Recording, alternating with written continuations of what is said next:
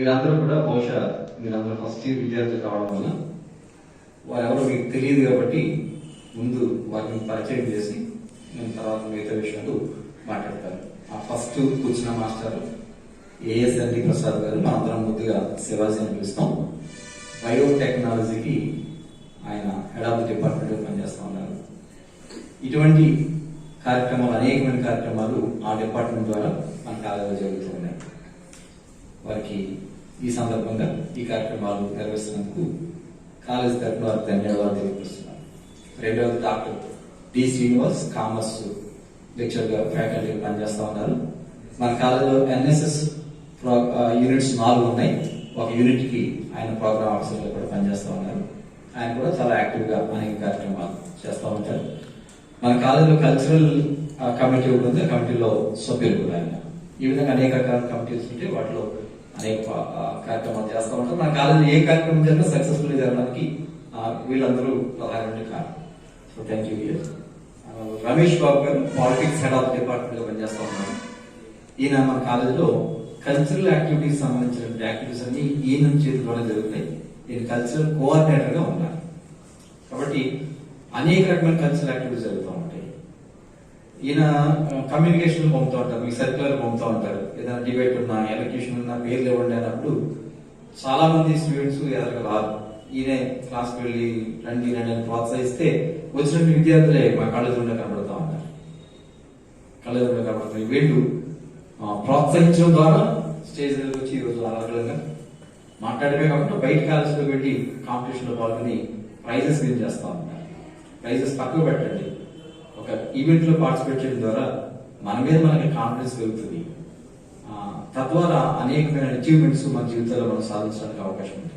కాబట్టి మీరందరూ కూడా వాళ్ళిద్దరూ నవ్యశ్రీ గాయత్రి వీరిద్దరు ఆదర్శంగా తీసుకుని మీరందరూ కూడా రాబోయే రోజుల్లో స్టేజ్ దగ్గర వచ్చి ధైర్యంగా మాట్లాడేటువంటి స్థితికి రావాలని కోరుకుంటా ఉన్నాను. సో ఆయన కల్చరల్ యాక్టివిటీస్ చేసినప్పుడల్లా మీకు నోటీస్ వస్తాయి, ఇన్వాల్వ్ అవ్వండి. మీకు ఏదైనా మీరు ఏదైనా టాలెంట్స్ ఉన్నట్లయితే సింగింగ్ కానీ డాన్సింగ్ కానీ ఇటువంటి టాలెంట్స్ ఉన్నట్లయితే మీరు వచ్చి మాస్టర్ నేను పలానా దాంట్లో నేను ఎన్ఎస్ఎస్ ప్రోగ్రామ్ ఆఫీసర్గా ఉన్నారు. ఎన్ఎస్ఎస్ లో కూడా యాక్టివిటీస్ చేస్తూ ఉంటారు. ఎన్ఎస్ అనేది మనిషి జీవితాలు మార్చేటువంటి యాక్టివిటీ. అది చాలా మంది ఎన్ఎస్ఎస్ అంటే సర్టిఫికేట్ కోసం జాయిన్ అవుతూ ఉంటారు. It is not the certificate. నాకు నేను ఈయన ఇంగ్లీష్ డిపార్ట్మెంట్ లో ఫ్యాకల్టీగా పనిచేస్తూ ఉన్నారు. ఎన్ఎస్ఎస్ ప్రోగ్రామ్ ఆఫీసర్గా ఉన్నారు. కాలేజీలో అనేకమైన కార్యక్రమాల్లో ఆయన పాత్ర ఉంటుంది. మా స్టాఫ్ అసోసియేషన్ కి సెక్రటరీ కూడా మాస్టర్ పనిచేస్తూ ఉన్నారు. సో ఇటువంటి మంచి స్టాఫ్ మనకు ఉన్నారు. వారి యొక్క సర్వీస్ ఉపయోగించుకుని మీరు అందరూ కూడా ముందుకు రావాలని చెప్పి నేను కోరుతా ఉన్నాను. సహజంగా చాలా మంది కార్పొరేట్ కాలేజ్ నుంచి వచ్చుంటారు.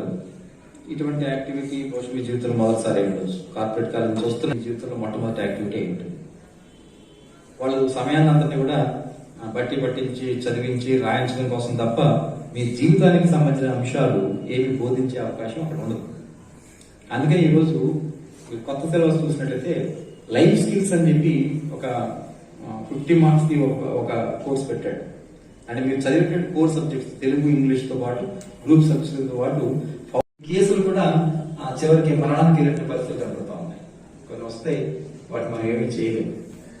కానీ క్యాన్సర్ లో కూడా మనం అవాయిడ్ చేసుకుని నిరోధించగలిగేటువంటి పరిస్థితి ఉన్నప్పటికీ కూడా అవేర్నెస్ లేక అనేక మంది ప్రాణాలని కోల్పోతూ ఉన్నారని సత్యాన్ని గ్రహించిన తర్వాత అనేక స్టాటిస్టిక్స్ పరిశీలించిన తర్వాత ఈ యుఐసిసి అనేది 2000 సంవత్సరంలో అవేర్నెస్ కలిగించాలనేటువంటి తాత్పర్యంతో కార్యక్రమాన్ని ప్రారంభించారు. స్టాటిస్టిక్స్ చెప్పింది, నాగేశ్వరి చెప్పింది. ఈరోజు ప్రపంచంలో నిమిషానికి 17 మంది, అంటే దాని నుంచి మనం 6 గంటల కార్యక్రమం మొదలు పెట్టినట్లయితే ఈ 30 నిమిషాలు